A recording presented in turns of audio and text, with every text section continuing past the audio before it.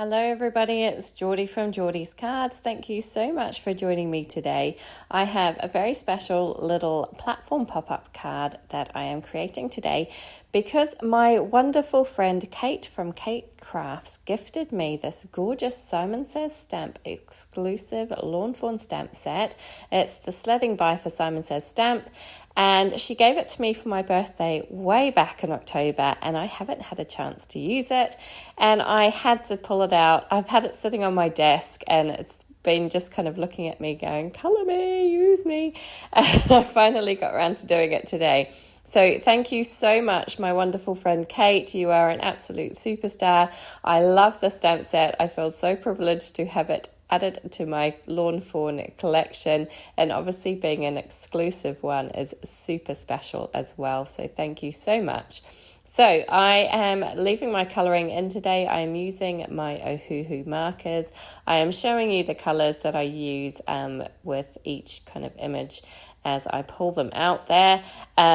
I'm still getting used to my Ohuhus. The wonderful Jessica Squirrel and also I believe Inky and Scrappy, both are members of our Fab 5 team. They have created some Ohuhu colour charts. So be sure to go and check them out. They're right here on YouTube. I will leave them linked below as well. Definitely worth checking out what they have available. I believe that Inky and Scrappy is just releasing a colour combo chart or a colour families chart that you can download from her website. So I will try and leave the link down below. But Jessica Squirrel also has a ton of colour combinations, which are awesome.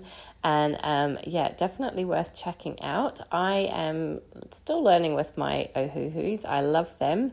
But I did get a few of my colours wrong today, which you will see as the video progresses.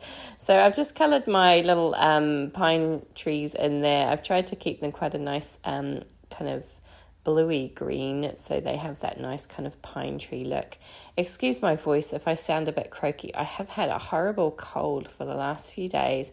I'm desperately trying to get rid of it, but it is lingering on. It's not too bad now, but I just can't get rid of the last little bit of it. So my voice sounds a little bit croaky still.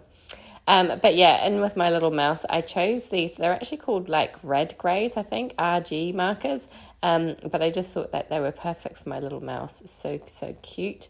And then when I went in to do my bear, I chose some brown markers, but they ended up being a little dark, or especially a little dark for my liking. I didn't really think they worked particularly well, but yeah, you know, you live and learn.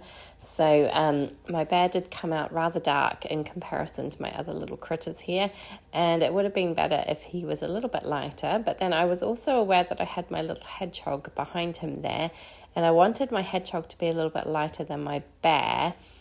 My hedgehog turned out pretty good, but my bear, as I say, I felt was a little bit dark. He kind of lost some of his features. I did try and kind of go back and add a few little bits and pieces later on to try and bring those back into life, especially his little eye there that kind of gets lost in the darkness of this brown.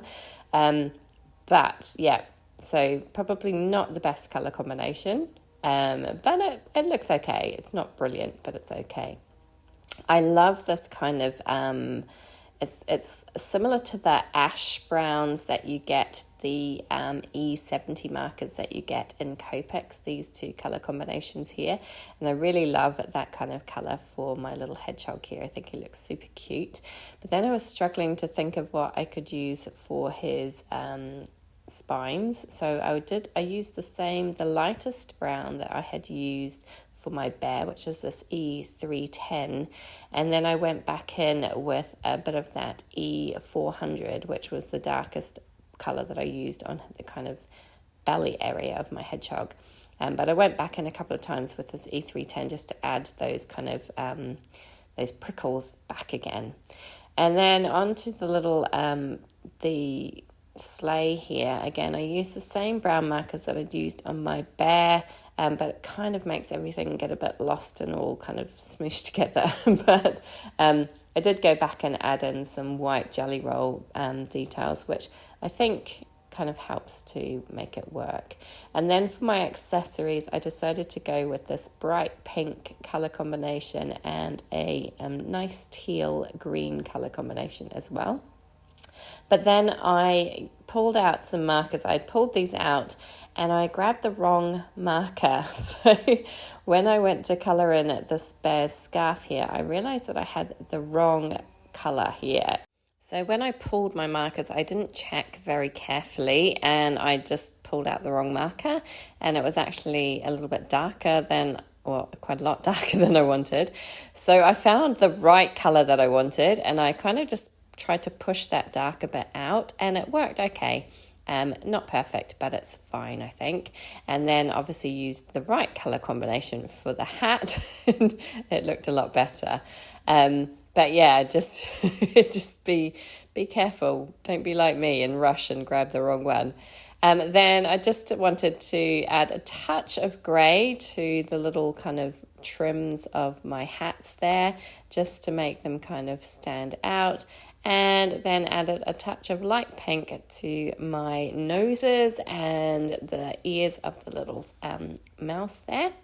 Now, this is my Sakura Jelly Roll pen, and I have been having a huge amount of difficulty with it. So I ended up just binning it and grabbing out this one, which is a bit thicker than I would normally use. This is it says Jelly Roll 10. I think it's yeah, so normally I use a 0.8. This is like, I think it's a 1 or a 10, but it's like the next size up. It's a bit thicker.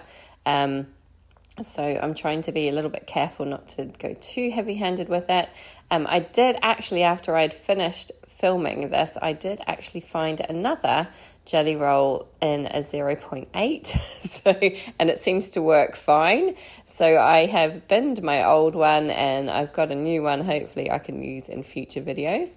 Then I was scrabbling around trying to find this black jelly roll, which I'm just going to use to try and make the eyes pop a little bit. And then, yeah, this is where I found that other jelly roll. I was like, ooh, where did that come from?